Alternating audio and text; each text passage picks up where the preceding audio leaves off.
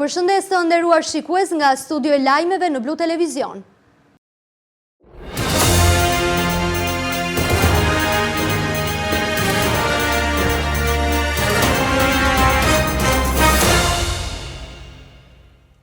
Një 11 persona bashkë me autorin kryesor 29 vjeçarin Sokrat Vata janë vënë në prangat e policisë dhe 2 të tjerë janë shpallur në kërkim lidhur me vrasjen e turistit 20 vjeçar portugez Luis Miguel Varela Mendes brenda ambienteve të Beach Barit Principotes në Ksamil. 11 persona bashkë me autorin kryesor 29 vjeçarin Sokrat Vata janë vënë në prangat e policisë dhe 2 të tjerë janë shpallur në kërkim lidhur me vrasjen e turistit 20 vjeçar portugez Luis Miguel Varela Mendes brenda ambienteve të Beach Bar Principotes në Ksamil. Mes personave të shpallur në kërkim është dhe pronari në hije i Beach Bar Principotes, Bekim Bulica, i cili ka qenë në lokal në momentin e ngjarjes dhe është larguar pa njoftuar autoritetet për dokumentimin e ngjarjes. Policia njofton se shoqëroi në total 41 persona. Turisti portugez u vra me thik nga Sokrat Vata pas një konflikti që dyshohet se kishte nisur pas ngacmimit të një vajze. Konflikti kishte nisur brenda ambienteve të Principotes dhe pastaj u zhvendos në plazhin e Beach Bar Paradise, aty ku dyshohet se Vata e qelloi disa herë me thik portugezin. Policia njofton se bashkëpunëtori kryesor në vrasjen e turistit portugez është shtetasi David Heurtevent, banues në Tiranë, i cili sipas Bluve ka goditur me grushta 20 vjeçarin në momentin që Vata e ka qelluar me thik. Në konflikt janë përfshirë dhe kamarierët e lokalit, Selimi, Bunici, Zhabina dhe Çekani, të cilët sipas policisë po ashtu e kanë sulmuar më herët me grushta turistin portugez dhe janë larguar nga vendi i ngjarjes. Autori dyshuar i vrasjes 29 vjeçari Sokrat Vata u kap disa orë pas krimit në Levan të Fierit, ku ishte fshehur në bagazhin e një automjeti që drejtohej nga një shtetase turke 31 vjeç, ndërsa në automjet ndodhej dhe një 38 vjeçar po me shtetësi turke. Shtetasit turq deklaruan pasi u pyetën në polici se ishin klient të rregullt të lokalit Principotes dhe kishin krijuar një marrëdhënie shoqërore me Vatën. Ata thanë se e paguanin 29 vjeçarin për shërbime sigurie si bodyguard dhe shoqërues personal, po ashtu 2 shtetasit turq kanë pretenduar se e morën Vatën në automjet vetëm për shkak të marrëdhënies shoqërore që kishin me të. Ishin miq dhe e shoqëruan për shkak të miqësisë, mësohet të kenë thënë ata para oficerëve të policisë gjatë marrjes në pyetje. 2 persona dyshohet se e kishin fshehur 29 vjeçarin me qëllim transportimin e tij drejt Tiranës. Në momentin e ngjarjes tragjike në lokalin Principote kanë qenë në rolin e bodyguardëve shtetasit Matushaj, punonjës policie në Gjirokastës, Seferi, punonjës në Burgun e Fierit, Sheu, punonjës i policisë bashkiake Gjirokastës, dhe Koshi, të cilët kanë pasur rolin e punonjësve të sigurisë dhe nuk kanë ndërhyrë përpara ndalimin e kësaj ngjarje, si dhe pas ngjarjes nuk kanë njoftuar autoritetet e policisë së shtetit. Edhe ata janë prangosur dhe do jetohen për veprat penale, mos kallëzimi i krimit dhe mosmarrja e masave për të ndërprerë gjendjen e paligjshmërisë.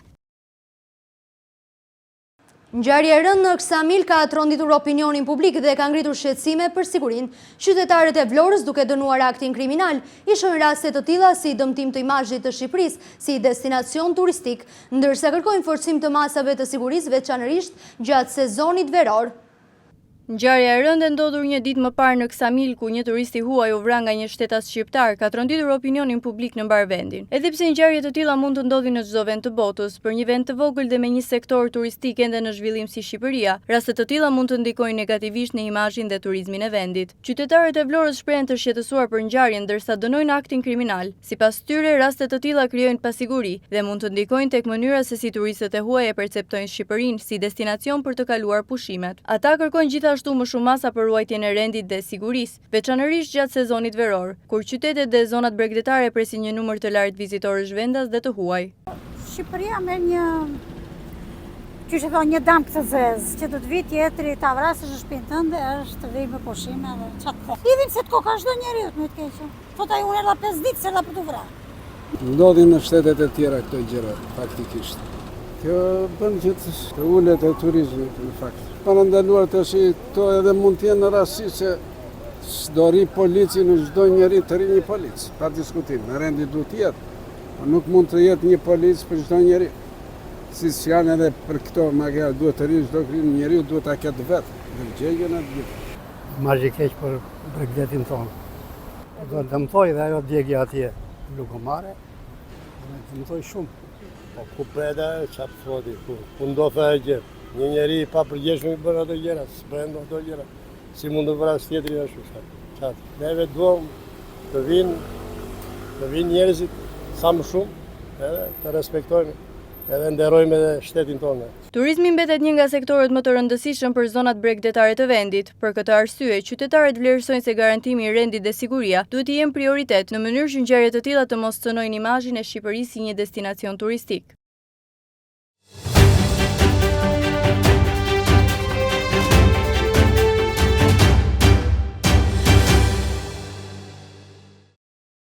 Raporti kontrollit të lartë të shtetit ka evidentuar shkelje të shumta mjedisore në territorin e Vlorës, ku ka projekte të miratuara pa marrë mendimin e bashkisë, ndërsa në raste të tjera shkelësit janë dëshkuar me masa të buta. Nga miliona lek, gjoba të vendosura gjatë viteve 2021-2025 janë lënë pa mbledhur rreth 61% e shumës totale. Për më gjerë, shënimi redaksional. Kontrolli i lartë i shtetit zbulon shkelje të rënda mjedisore në Vlorë, nga parku eolik në Tragjas te ferma e peshkut në Karaburun dhe ndërtimet në qytet projektet u miratuan pa mendimin e bashkisë, ndërsa gjobat milionshë mbeten të parkëtuara. Një raport i kontrollit të lartë të shtetit mbi Agjencinë Kombëtare të Mjedisit ka nxjerrë në dritë një sër shkeljesh procedurale dhe mungesë kontrolli në territorin e bashkisë Vlorë. Sipas audituesve, projekte me ndihim të lartë mjedisor janë miratuar pa marrë mendim zyrtar të pushtetit vendor. I tillë është rasti parkut eolik me kapacitet 3 MW në Tragjas. Ndonës se kompania zhvilluese kishte lidhur kontratë qiraje me Bashkinë Vlorë për ta marrë tokën nga fondi kullotave që administron bashkia, në procedurën e vlerësimit të ndikimit në mjedis, qëndrimi i Bashkisë Vlorë për këtë projekt nuk ekziston fare. E njëjta skemë është konstatuar dhe në gjirin e Raguzës në Karaburun, ku projekti për një fermë intensive me 46 kosha dhe kapacitet 2000 ton peshk në vit mori miratimin paraprak pa u konsultuar me autoritetet vendore. Anashkallimet të ngjashme janë regjistruar edhe për një gurore 12 hektarëshe në Lepenic dhe një stallë blektorale në Bunavi. Por problematikat nuk ndalen te lejet. Në qytet strukturat mjedisore kanë toleruar shkeljet në teren. Për një pallat 11 katësh në rrugën Mehmet Agalliu, ku zhvilluesi nuk njoftoi punimet dhe nuk kreu asnjë vetë monitorim mjedisor, inspektorët vendosën vetëm masën para lajmërim në vend të gjobës së detyrueshme ligjore. Masë e butë u aplikua dhe në kantierin e bypassit të Vlorës për mosrrethimin e territorit të punimeve, ndonse subjekti ishte në përsëritje shkeljeje. Por, edhe kur vendosen gjoba, lekët nuk mblidhen. Nga viti 2021 deri në 2025, Agjencia Rajonale e Mjedisit Fier Vlorë Gjirokastër ka vendosur 59.500 milion lek, të cilat janë arkëtuar vetëm 22.074 milion lek, vetëm 39% të shumës totale, duke treguar dhe reflektuar kështu pasivitet dhe apati të plot.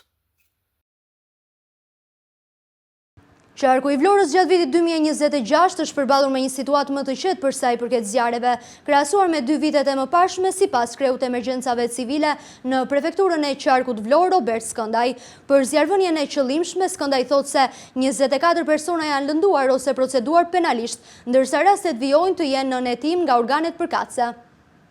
Qarku i Vlorës gjatë vitit 2026 është përballur me një situatë më të qetë për sa i përket zjarreve, krahasuar me 2 vitet e mëparshme 2024 dhe 2025. Sipas kreut të emergjencave civile në qarkun e Vlorës Robert Skëndaj, këtë vit janë regjistruar rreth 60% më pak zjarre, krahasuar me vitin 2024, por edhe me vitin 2025. Skëndaj bën me dije se vatrat e zjarrit janë regjistruar në disa zona të qarkut të Vlorës, por në pjesën më të madhe të rasteve ndërhyrja në kohë ka bërë të mundur normalizimin e situatës. Problematika më madhe nga zjarret është regjistruar në zonën e Finiqit, ku për shkak të përmasave të flagëve është nevojitur edhe ndërhyrja nga ajri.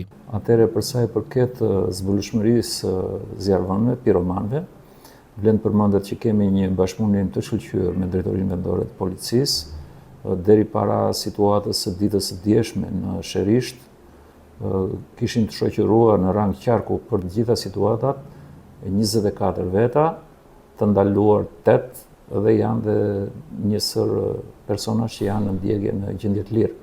Vlen për të përmendur që situata e djeshme në Kullota në Sharshic, që filloi në pjesën e Lapardhas, bashkisë Selenic, nga ana e postës policisë Selenicës, janë shoqëruar për marrë pyetje si të dyshuar të mundshëm të zjarrvënies Kullotës, 4 çoban që kishin stanet në zonën e Shashicës. Një tjetër shqetësim mbeten zjarrvëniet e qëllimshme. Sipas kreut të emergjencave civile në qarkun e Vlorës Robert Skëndaj, 24 persona janë ndaluar ose proceduar penalisht për zjarrvëniet e qëllimshme në qarkun e Vlorës, ndërsa rastet vijojnë të jenë në hetim nga organet përkatëse. Atëre lidhur me ngjarjen e ditës së diel në mëngjes, mund të themi se për një interval kohe 1 orë e gjysmë kishim 2 ngjarje të njëkohësishme, ngjarje në Hotel Brooklyn në Vlorë, njëkohësisht edhe një agrobiznes në Finiq. Për sa i përket ngjarjes te Hotel Brooklyn në Vlorë, reagimi ka qenë i menjëhershëm në ana e strukturave të MZZ-s, por fatkeqësisht nga ana jonë ishte edhe ndodhja e aksidentimit të 5 personave, ku 6 persona 5 prej tyre u dërguan për ndihmë të specializuar në Tiranë dhe njëri mori këtu ndihmë mjekësore. Aktualisht në bazë të interesimit që ka bërë dhe prefektja çdo ditë me Ministrinë e Shëndetësisë lidhur me gjendjen shëndetësore të tyre, ditën e djeshme u informuam se personi shtetasi 25 vjeçare që ishte me djegje të shkallës lartë është dërguar për një ndihmë të specializuar në shtetin turk. Kreu i emergjencave civile në prefekturën e qarkut të Vlorës është ndalur gjithashtu dhe zjarri i rënd që përfshiu një hotel në qytetin e Vlorës ditën e diel. Sipas tij, ndërhyrja bëri të mundur normalizimin e situatës në një kohë të shkurtër, megjithatë nga ngjarja pati persona të dëmtuar. Skëndaj ka konfirmuar edhe një herë tjetër se një prej tyre është dërguar drejt Turqisë për ndihmë më të specializuar mjekësore. Atëherë për sa i përket sezonit veror, në lidhje me zjarret për vitin 2026, mund të themi me gojën plot që për periudhën e deri tanishme në rang qarku jemi shumë herë më mirë se viti 2024-2025 dhe mund të themi që jemi gati 50-60% më pak se këto 2 vite. Njëkohësisht lidhur dhe me kjo bashkëqëruar dhe me dëmet për sa i përket si në banesa në ekonominë private të qytetarëve. Për vitin 2026 situatat specifike problematike kanë qenë të vogla. Kryesisht kemi patur një situatë në Finiq, në Bregas në fillimisht, kemi pasur Shelegarin, Ksamilin dhe vlen për të përmendur dhe situata e fundit në bashkitë Delvin, Finiq, ku krahas kapaciteteve të qarkut u ndesh dhe mbështetje me forcat armatosura, si dhe ndërhyrje nga ajri, vlen për të përmendet që kapja në kohë dhe koordinimi në kohë i situatës me AKMC-n bëri të mundur që në kohë rekord të mbrinin 3 helikopter dhe të organizohesh në mënyrë të përkryer mbrojtja e banesave në fshatin Kostar dhe Mesopotam në Bashkimin Finiq. Edhe pse zjarret nuk kanë munguar gjatë këtij viti, situata në qarkun e Vlorës paraqitet ndjeshëm me qetë krahasuar me vitet 2024 dhe vitin 2025. Ndërkohë 24 persona të ndaluara apo proceduar për zjarrvënie të qëllimshme tregojnë se fenomeni vijon të mbetet një problematik për autoritetet, të cilat po hetojnë rastet e regjistruara.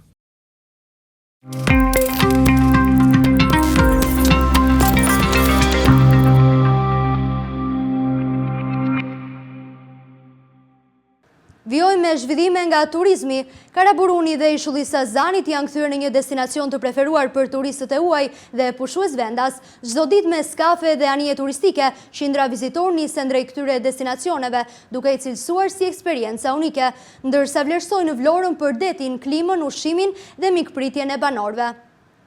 Vlora në pikun e sezonit veror është kthyer në të preferuarën e qindra turistëve të huaj, por edhe pushuesve vendas, të cilët siç tregojnë edhe vetë, përgjatë vizitës së tyre në qytetin bregdetar, zgjedhin të vizitojnë 2 prej destinacioneve më magjike që qyteti ka, si gati Ishulli i Karaburunit dhe Ishulli i Sazanit. Me qindra turistë të huaj çdo ditë nisen në këto destinacione me skafe, gomone apo anije turistike. Ata thonë se vinë për herën e parë në Vlorë pikërisht për të provuar të tilla eksperjenca unike, sipas të huajve për atraksione turistike e kanë kërkuar nëpërmjet internetit. Turistët flasin mirë gjithashtu për qytetin, teksa tregojnë se mbresa ju ka lënë ushqimi, deti, klima dhe njerëzit që i përshkruajnë mikpritës. Në Vlorë premtojnë se do të rikthehen sërish dhe qytetin do ta rekomandojnë për pushime tek miqtë e tyre në vendet e origjinës. 80% të gjërave shkojnë siç duhet. Si mas pamjeve që pam nga tableti nga këto, besoj se do kalojnë bukur. Pasaktia është. rregull, rrëmuj shumë s'ka siç më duket si qytete tjera. We're from Ukraine. Ne vim nga Ukraina dhe jemi për herën e parë në Vlorë. Zgjodhëm qytetin sepse është lirë këtu, një vend i bukur dhe ka më pak njerëz, mendoj. Tashmë ne do të vizitojmë ishullin pasi mendojmë se kjo do të jetë një eksperiencë e bukur për të gjithë ne. Për këtë destinacion kontrollua më parë në internet. Në Vlorë më tepër më pëlqejnë njerëzit dhe fakti që s'ka rus këtu. Sigurisht do të vi sërish dhe do ta sugjeroj tek miqtë e mi si destinacion. I'm from Italy, from the northern part of Italy, Forlimpopoli. Unë vi nga pjesa veriore e Italisë, kemi zgjedhur Vlorën për pushime. Në Itali unë jam mësuese në shkollë të mesme dhe aty kam shumë zënës nga Shqipëria, çka më bëri kurioze ta vizitoj këtë vend. Në Vlorë po më pëlqen shumë. Çfarë më pëlqen më tepër është deti, plazhet dhe njerëzit, pasi ata janë shumë ikpritës. Patjetër që do të kthehem këtu sërish. Në Itali do ta sugjeroj si destinacion për pushime. I'm from France. Marseille, yes, first time, yes. Unë jam nga Franca, vi nga Marseja, jemi për herën e parë në Vlorë. Kemi zgjedhur këtë destinacion që të vizitojmë ishuj që janë afër këtu. Do të qëndrojmë sot dhe nesër në Vlorë dhe më pas do të shkojmë drejt Dërmiut. Qyteti na pëlqen shumë, është i mrekullueshëm dhe të gjithë këtu janë shumë të mirë. Plazhet janë ato që më pëlqejnë më shumë. Do të kthehem prapë këtu. Lyon. Vi nga Lioni, Francës, unë jam për herën e parë në Vlorë dhe në Shqipëri gjithashtu. Zgjodhëm Shqipërinë sepse është shumë bukur këtu. Ishullin dhe Gadishullin do ta vizitojmë sot, kontrolluam më parë në internet. Patjetër që do të kthehem këtu. Egypt. No, second time. Second time. Yes, can we walk? It's very, very beautiful. No, it's first time in Vlorë, but second time in Albania. Jam nga Egjipti dhe vi për herën e parë në Vlorë dhe për herën e dytë jam në Shqipëri. Zgjodhëm Vlorën sepse ky destinacion na u rekomandua. Jemi këtu sot sepse është më qetë se Tirana, besoj. Jemi për herën e parë në Vlorë dhe po na pëlqen shumë. Sigurisht që do të kthehem. Australia, first time. We saw it all on Instagram. Jam nga Australia. Në Vlorë jemi për herën e parë. Si destinacion e pam nga Instagrami. Ky qytet na pëlqen shumë, më tepër më pëlqen plazhi si dhe malet që rrethojnë atë. Tashmë do të vizitojmë edhe ishullin e Sazanit. Për këtë destinacion bashkëshortja ime kërkoi në internet. Mund të them që në të ardhmen ka shumë mundësi që të rikthehemi sërish këtu. Duke pritur anije turistike apo skafin për të shkuar në drejtim të Sazanit apo Karaburunit, vizituar shpellën e Axhalis, Inglezit, gjejnë çdo ditë turist nga e gjithë bota, jo vetëm nga Europa perëndimore dhe lindore, por edhe nga vende të largëta si SBA, Australia, Egjipti e të tjerë.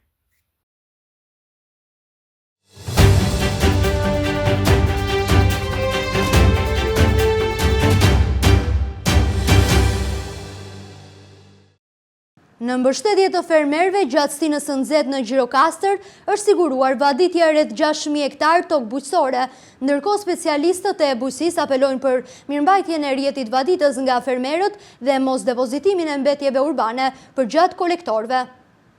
Rreth 6.000 hektar tokë bujqësore në territorin e bashkisë Gjirokastër janë siguruar me vaditje të rregullt gjatë muajve të verës. Ndërhyrjet në rrjetin vaditës kanë synuar garantimin e ujit për sipërfaqet e mbjella dhe mbështetjen e fermerëve vendas në përballimin e temperaturave të larta dhe thatësirës së sezonit. Bashkia e Gjirokastrës ka ndërhyrë në rehabilitimin dhe mirëmbajtjen e rrjetit vaditës në disa njësi administrative ku infrastruktura ishte dëmtuar apo kishte nevojë për ndërhyrje. Përmirësimi i sistemit ka bërë të mundur furnizimin me ujë të tokave bujqësore dhe krijimin e kushteve më të mira për zhvillimin e prodhimit vendas. Sipërfaqe të konsiderueshme bujqësore shtrihen në zonat e Cepos, Antigones, Lunxhëris dhe njësi të tjera administrative, ku vitet e fundit fermerët kanë investuar në kultivimin e vreshtave, drufrutorëve, ullinjve dhe kulturave të tjera bujqësore. Vaditja e rregullt është një prej faktorëve kryesor për garantimin e prodhimit dhe ruajtjen e investimeve të fermerëve. Specialistët e bujqësisë theksojnë se krahas investimeve publike, rëndësi ka dhe mirëmbajtja e rrjetit vaditës nga vetë përdoruesit. Fermerëve u bëhet apel që të tregojnë kujdes me kanalet dhe kolektorët vaditës, duke shmangur dëmtimet dhe veçanërisht depozitimin e mbetjeve urbane, të cilat pengojnë qarkullimin e ujit dhe dëmtojnë funksionimin e sistemit, sipas Tomor Sheut, përgjegjës në Agjencinë e Bujqësisë Bashkia e Gjirokastrës.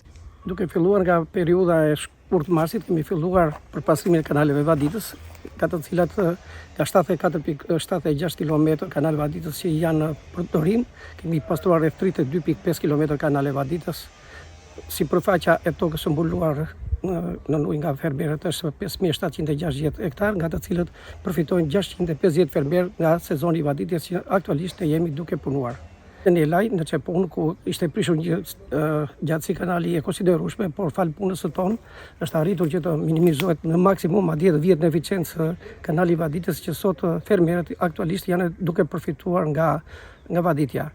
Kemi vendosur tubo të brinjizuara rreth 330 metër linar, tubo të brinjizuara me diametër 400, kemi vendosur gjithashtu tombino, fi 600 në 150 metër linar kanale Vaditës. Kjo është bërë kryesisht në njësitë administrative Cepo, Lunxhëri, Picar dhe Odrie. Prodhimet vendase përbëjnë gjithashtu një mundësi të rëndësishme për zhvillimin e ekonomisë lokale dhe mbështetjen e sektorit të turizmit. Në një qytet me një fluks të lartë vizitorësh, kërkesa për produkte lokale dhe të freskëta mbetet e konsiderueshme. Për këtë arsye, zhvillimi i bujqësisë dhe rritja e kapaciteteve shihet si një mundësi për të forcuar prodhimin vendas. Mbështetja e infrastrukturës vaditëse, mirëmbajtja e saj dhe bashkëpunimi mes institucioneve dhe fermerëve mbeten element të rëndësishëm për një sezon të suksesshëm bujqësor dhe për zhvillimin e qëndrueshëm të zonave rurale të Gjirokastrës. Banorët e Patosit kanë protestuar sërish kundër shkrirjes së bashkisë së tyre dhe bashkimit me Fierin. Në tubimin e zhvilluar ata shprehen se do të humbasin shërbime dhe paralajmërojnë për shkallëzim të reagimit nëse zëri i tyre nuk dëgjohet. Banorët e Patosit janë ngritur paraditën e sotme për dytën herë në protestë për të kundërshtuar propozimin e Partisë Socialiste për hartën e re territoriale, ku parashikohet shkrirja e bashkisë Patos me atë të Fierit. Me pankarta në duar, folësit kanë kërkuar një zëri heqje në dorë nga ky projekt. Në fjalën e tyre, ata kanë kërkuar një zëri që kryeministri të rishikojë këtë propozim, pasi Patosi është qytet me identitet dhe histori, teksa kanë theksuar se dhe performanca e bashkisë renditet ndër më të mirat në vend. Fieri, pa Patosi duhet të jeni vllahira e gjithë qytetet e tjera të vogla të Shqipërisë, sepse ka dhënë kontribut naftëtar. Deri në Delvini edhe Sarand ka dhënë Patosi. Edhe ai Mazniku me ata shokët që ka firmosur të luhet naftëtora, sepse po të mbledhësh banorët nga vinë ata nga bashkitë e tyre, nuk janë as fasonet ku punojnë gratë e Patosit me banorët. Ky është Patosi. Prandaj ta mbrojmë e mos të trembemi nga lekatarët që nga vinë nga Tirana apo nga Fieri. Rrofë qyteti Patosit, rrofë bashkia Patosit. I themi asaj reforme që kërkohet të bëhet për shkrirjen e Patosit, jo. I bëjmë thirrje Edi Ramës të vijë të ulet të bisedojë me naftarët e Patosit. Të marrim mendimin e naftarëve të Patosit. Patosi është një nga bashkitë më të integruara për sa i përket rrugës së Evropës. Dhe është krim që të shkrihet qyteti bashkia e Patosit. Të qenit bashki, qytetit Patosit është heqje e identitetit të Patosit. Ky Patos është ndërtuar me naftëtarët. Unë jam naftëtar i vjetër. E kemi bërë me kontribut vullnetar këtë Patos. Që nga institucionet, ndërmarrjet, spitalin, ambulanca, shkollat janë bërë të gjitha me kontribut vullnetar. Kemi punuar 8 orë në naftë dhe ktheheshim në turin tjetër këtu me atë Pallatin e Kulturës këtu, që se ka Fieri këtë pallat. Gjitho institucione i lënë i hedhën në prua, sepse iku bashkia tu gjelet e vdekur. Sipas banorëve, Mazniku nuk mund të realizojë këtë propozim pa konsultuar më parë me vetë banorët, kanë theksuar ata, pasi nuk e njeh historinë e qytetit të naftarëve. Ktu ka bërë edhe fshatrat. Unë nuk kam parë që në Fier të jetë traktori në përullin të bëj rrugë, të bëj xhade, për të mbrojtur nga zjarri. Prandaj u lutem shumë, të gjithë ne sa jemi këtu, edhe ata se do kem pasu hallat të tjerë, duhet të bëjmë masivisht për mbrojtjen e qytetit Patosit dhe bashkisë Patosit, sepse i ka plotësuar të gjitha kushtet. Një nga bashkitë më të mira në shkallë republike që zë vendin e 10, është Turpi Madh, ka 75 pikë. Një nga bashkitë që zë vendin e 4 për investime, në krahasim me këto bashkitë e tjera. Në qoftë se do të marrim largësinë, pse nuk e merr nga Vora largësinë ai komisioni, ose pse nuk e merr nga Shijaku largësinë, ose nga Kamza që është akoma më afër, po nxjerr ka vetëm për Patosin që nga afër Fierit. Banorët kanë argumentuar se nëse patosi i bashkohet Fieri do të humbasin gjitha shërbimet duke u vështirësuar jetën e përditshme, ndërsa kanë theksuar se ekziston dhe rreziku i shkrirjes së shumë institucioneve. Kam lindur, jam rritur 48 vjet në naftë. Më vjen keq kur dëgjoj që një bashkim me rezultate kaq të larta të shkrihet. Dhe aq më keq preteksti është sepse që nga afër bashkisë Fierit, kur disa bashki si Kamza, Vora, Shijak e tjerë janë më afër se patosi dhe nuk janë shkrirë. E dyta, kryeministrit Rama të heqi ata mizerabël që ka atje, njëherë. Ta shikoj me vëmendje qytetin e Patosit, sepse qyteti Patosit ka qenë një nga mbështetësit më të fuqishme të Partisë Socialiste. Kur një bashki është më të mirat nga të gjithë bashkitë, randitet e 10-ta, 75% që është bashkia e Patosit më e mirë. Për çfarë arsye? Protestuesit kanë paralajmëruar për shkallëzim të protestave teksa kanë shprehur vetëdijshmërinë për të kundërshtuar deri në fund të propozim të ri të hartës territoriale.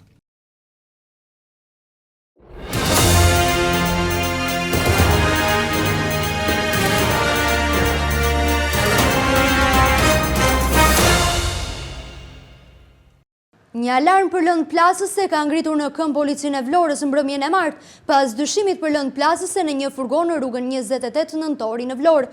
Mjeti dyshohet se ka qenë i braktisur prej 2 ditësh, ndërsa është tërhequr me karo 3 nga policia për verifikimet të mëtejshme.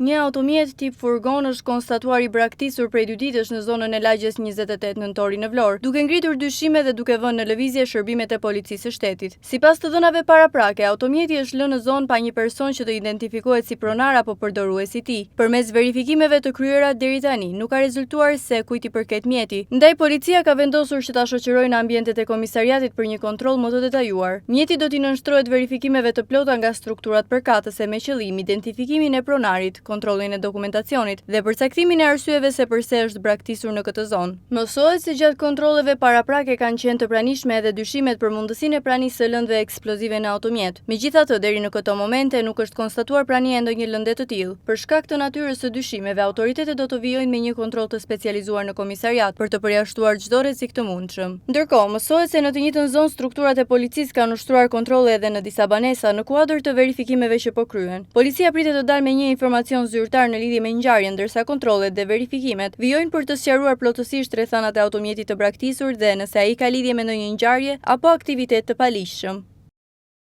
Një 33 vjeçar është arrestuar sot në flagrancë në fshatin Dukat të Vlorës, sepse dyshohet se kishte kultivuar plot 135 bimë narkotike kanabis sativa. Sipas policisë, bimët u azgjësuan nëpërmjet djegjes, ndërsa një pjesë e tyre u sekuestruan në cilësinë e provës materiale. Finalizohet operacioni i koduar Afternoon, goditet një rast i kultivimit të bimëve narkotike në fshatin Dukat. Kapet në flagrancë në vendin ku kishte kultivuar 135 bimë narkotike dhe vihet në pranga 33 vjeçari. Shërbimet e policisë të Komisariatit të Policisë Vlorë, si rezultat i hetimeve intensive të kryera me metoda proaktive për disa javë, për një rast të kultivimit të bimëve narkotike e finalizuan operacionin e koduar Afternoon. Gjatë operacionit, shërbimet e policisë arrestuan shtetasin me iniciale HK 33 vjeç, banues në fshatin Dukat, i cili u kap në flagrancë në vendi ku dyshohet se kishte kultivuar 135 bimë të dyshuara narkotike kanabis sativa. Bimët u azgjësuan nëpërmjet djegjes, përveç një pjese që u sekuestruar në cilësinë e provës materiale. Kontrollet vijojnë në gjithë territorin e qarkut të Vlorës me qëllim parandalimin dhe goditjen e kësaj veprimtarie kriminale. Materialet i referuan prokurorisë pranë gjykatës së shkallës së parë të jurisdiksionit të përgjithshëm Vlorë për veprime të mëtejshme hetimore. Një biznes në afërsi të liçenit të Virojt në Gjirokastër është përfshirë nga flakët mëngjesin e sotëm. Zjarfikësit kanë bërë të mundur izolimin dhe fikjen e zjarit në kohë, duke mos lejuar përhapjen e tyre në ambientet e tjera të biznesit. Një biznes në afërsi të liçenit të Virojit në Gjirokastër është përfshirë nga zjarri mëngjesin e sotëm rreth orës 9:10. Pas marrjes së njoftimit drejt vendngjarjes, u nisën menjëherë 2 automjete zjarfikëse për të bërë të mundur ndërhyrjen dhe neutralizimin e flakëve. Me mbërritje në vend, shërbimet zjarfikëse konstatuan se zjarri kishte rënë në një ambient të biznesit, i cili përdori për mbajtjen e kompresorëve të ajrit. Për shkak të natyrës së materialeve dhe pajisjeve që ndodheshin në këtë hapësirë, ndërhyrja e shpejtë ishte e rëndësishme për të parandaluar përhapjen e plagëve në pjesë të tjera të objektit. Zjarfikësit ndërhyn menjëherë me mjete shuar se me pluhur dhe ujë, duke bërë të mundur izolimin dhe efikjen e zjarrit në kohë. Falë reagimit të shpejtë të shërbimeve, flakët nuk morën për masa të mëdha dhe u shmang përhapja e tyre në ambiente të tjera të biznesit. Nga incidenti janë shkaktuar vetëm dëme të vogla materiale, ndërsa fatmirësisht nuk raportohet për persona të lënduar. Pas përfundimit të ndërhyrjes, shërbimet zjarfikëse kanë vijuar me kontrollin e zonës për të siguruar se nuk ishte më vatra aktive apo rrezik për reaktivizimin e zjarrit. Ndërkohë, shkaqet dhe rrethanat e rënies së zjarrit mbeten ende të paqarta dhe po hetohen nga organet kompetente, të cilat pritet të përcaktojnë edhe nëse zjarri është shkaktuar nga një defekt teknik apo faktor të tjerë. Të nderuar shikues, kemi mbërritur në fund të këtij edicioni informativ. Ju falenderoj për vëmendjen, bashkë mirupafshim.